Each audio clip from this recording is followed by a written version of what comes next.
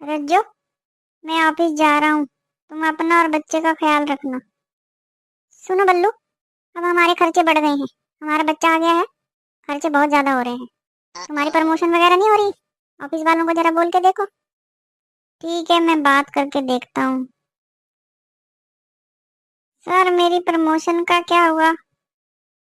देखो मिस्टर बल्लू, मैंने तो तुम्हें पहले ही बताया था कि तुम्हारी प्रमोशन हो जाएगी, तुम्हारी सैलरी भी बढ़ जाएगी, पर तुम्हें इनकम टैक्स बहुत भरना पड़ेगा। पर सर, मैं इनकम टैक्स तो भरूंगा नहीं। रूल्स के मुताबिक तुम प्रमोशन लोगे, तुम्हारी सैलरी बढ़ेगी, फिर तुम्हें टैक्स तो भरना ही पड़ेगा। ऐसा करो, तुम प्रमोशन ले लो, तुम्हारी सैलरी भी बढ़ जाएगी, थोड़ा बहुत टैक्स बनेगा तो दे देना, उसमें क्या हर्ज है तुम्हें। नहीं नहीं, टैक्स तो मैं बिल्कुल नहीं दूंगा, चाहे मुझे प्रमोशन ना मिले।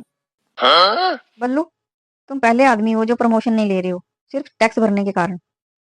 मैं भी सर उसूल का पक्का हूँ। मैं क्यों दूं टैक्स सरकार को? 9 से 5 नौकरी करूं मैं, मेहनत करूं मैं। टैक्स कौन ले जाए? सरकार। किस लिए? ना, मैं नहीं दूंगा टैक्स।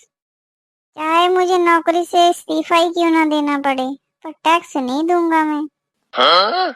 इस हिसाब से तो तुम उम्र भर क्लर्क ही बने रहोगे, आगे तो तुम बढ़ नहीं पाओगे।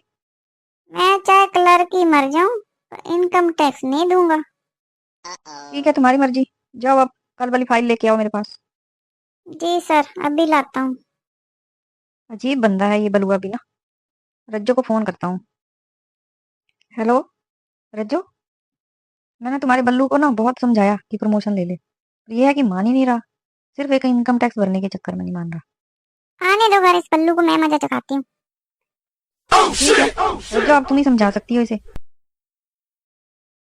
क्यों? क्या सुन रही हूँ मैं ये, कि तुमने प्रमोशन नहीं ली? अरे रज्जो, गुस्सा क्यों हो रही है? प्रमोशन लेता तो मुझे इनकम टैक्स भरना पड़ता। खामखा इतने पैसे देने पड़ते सरकार को।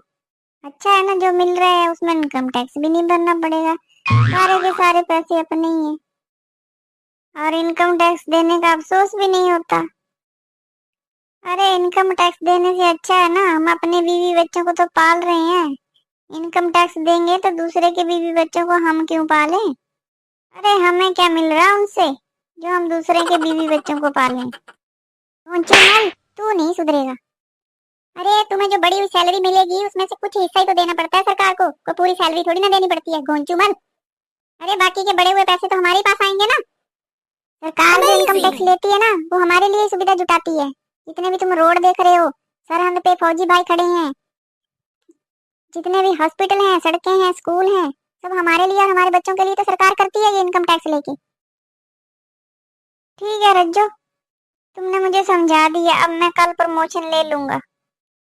जैसे तू कहेगी वैसे ही करूंगा। अब गुस्सा मत हो।